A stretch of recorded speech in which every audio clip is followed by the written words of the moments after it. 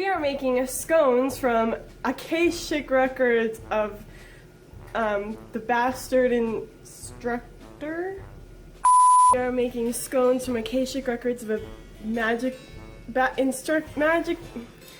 Hi everybody, it's Emily. We're back this week. We're making scones from AKASHIC records of a magical. Hi everybody, it's Emily. We're back this week. We're making scones from AKASHIC records of a bastard magical instructor.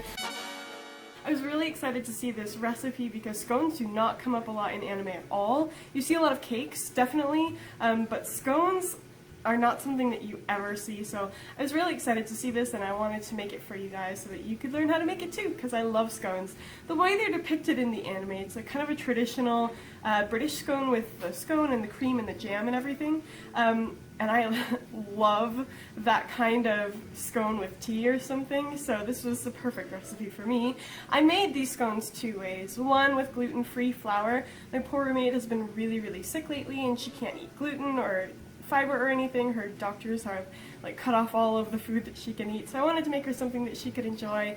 So I made this gluten-free, and then I also made them again with regular flour that has gluten in it because I prefer them that way, but they were really good both ways. So I think either recipe definitely works if you're gluten-free or not gluten-free. So I hope you guys can give it a try. The recipe is in the description box below. Make sure to like and subscribe and all of that stuff, and let's get into it. So ingredients-wise, we've got some flour first. This is gluten-free. You can also use a brand called Cup for Cup, and these are interchangeable. So 1 cup of regular flour can be substituted for 1 cup of this flour. In my small dish, I've got some cream of tartar, some baking powder, and some salt. I've also got some sugar. I'm also using a sugar substitute here just to try to be healthy, but you can just change this out with a regular sugar. And I've got a butter cut into little pieces. It's ice cold, as well as some milk in my container. So first thing we want to do is sift all of the dry ingredients together. So that's the flour, the baking soda, cream of tartar, and the salt, and also the sugar should have gone in here, but I forgot to do it. I did it later. Then we're going to put in the butter. This should be really cold, remember, and you're going to break it into the flour with your hands. You could use a fork for this. I find it's easier to do with your hands until you get little pea-sized crumbs out of the mixture. Then you want to pour in your milk all at once, and you want to kind of knead it together, rub the moisture in as best as you can. This will be a really crumbly dough, so you kind of want to turn it out. I think I ended up putting in a little bit more milk than what I initially stated, just to make a firmer dough. Pat it together into a circle as best as you can, and then cut out shapes using, I just used a glass. If you've got like a cookie cutter, that works too. And you want to put these onto a parchment paper lined sheet. Then once you're done, you're going to pop these, well, before you put them in the oven, we need to glaze the top. I'm using a little bit of milk to glaze the top. You can also take an egg and just whisk it together to kind of scramble it and put that on the tops for a nice shiny glaze. You're going to put that in the oven for about 10 minutes or so, and then take them out when they're just beginning to get a little bit golden brown around the edges and are nice and golden brown underneath.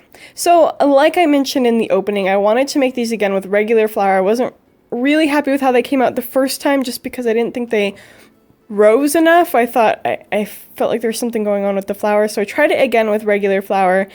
Same exact thing, just used flour instead of gluten-free flour, and I was a little bit happier with these results. However, it could be because I rolled them out a little bit more thicker than the first time, but I like they both taste great. Here's how they look for a side-by-side comparison. This one is the gluten-free scone.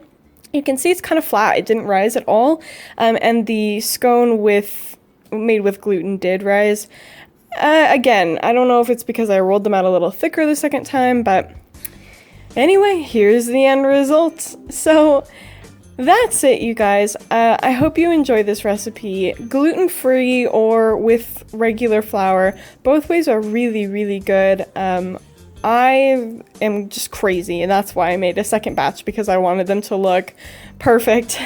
But if you are gluten-free, my roommate loves these. She eats one every morning. She's really happy that she can eat them because she has been really struggling to find food that her doctors will let her eat.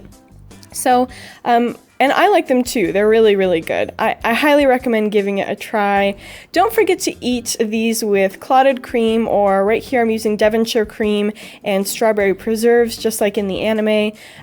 You can't get clotted cream in America, but you can get devonshire double cream. The two are a little bit different, but the devonshire cream will pass for a substitute. Anyway, that's all. Have a great day, guys. Hope you can try this out. See you later. Hi, sorry, ne? I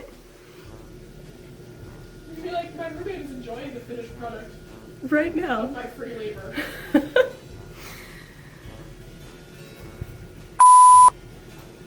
It's number one. It's The name of the anime. It's. I know the.